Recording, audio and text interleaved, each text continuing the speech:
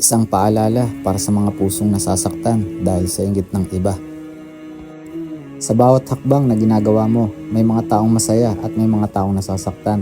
May mga taong sumusuporta at may mga taong kinukulo ang puso dahil ayaw nilang makita kang umangat o sumaya. Pero tandaan mo ito, ang inggit ng tao ay hindi kailanman makakapigil sa biyayang itinakda na para sa iyo. Sinabi ni Propeta Muhammad sallallahu alaihi wasallam, huwag kayong mag-inggitan, maging magkakapatid kayo bilang mga alipin ng Allah subhanahu wa ta'ala.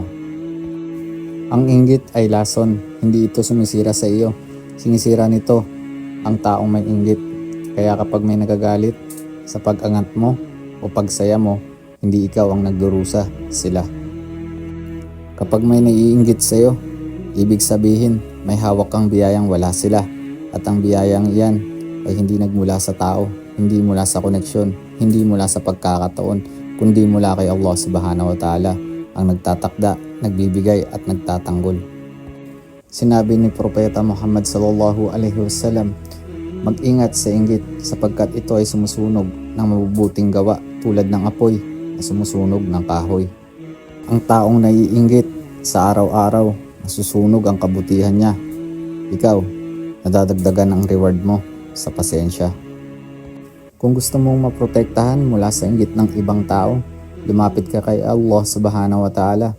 Sa Quran, tinuro niya ang panalangin ito. Surah Al-Falaq. Bismillahirrahmanirrahim. Qul a'udhu birabbil falaq min syarri ma khalaq wa min syarri ghasiqin idza waqab wa min syarri naffathati fil 'uqad wa min syarri hasidin idza hasad. Ito ang kalasag mo, hindi karma, hindi takot, kundi pananalig. At lahat ng ito, tandaan mo, pinakamalaking katotohanan, ang taong may inggit, may galit, may masamang tingin. Ang kapangyarihan ay nasa kamay lamang ng Allah subhanahu wa ta'ala. Walang makakapaghinto sa biyayang nakalaan para sa iyo. Walang makakasira sa iyo kung hindi niya pahihintulutan. At walang makakapigil sa iyo at makakasira sa iyo kung si Allah subhanahu wa ta'ala mismo ang gumagabay sa iyo.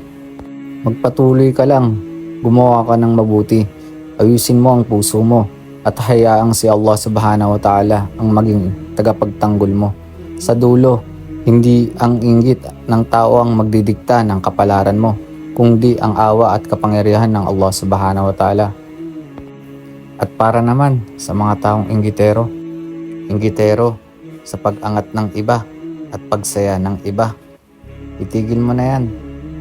Kaibiganin mo na lang sila at para sumaya ka rin sa buhay mo.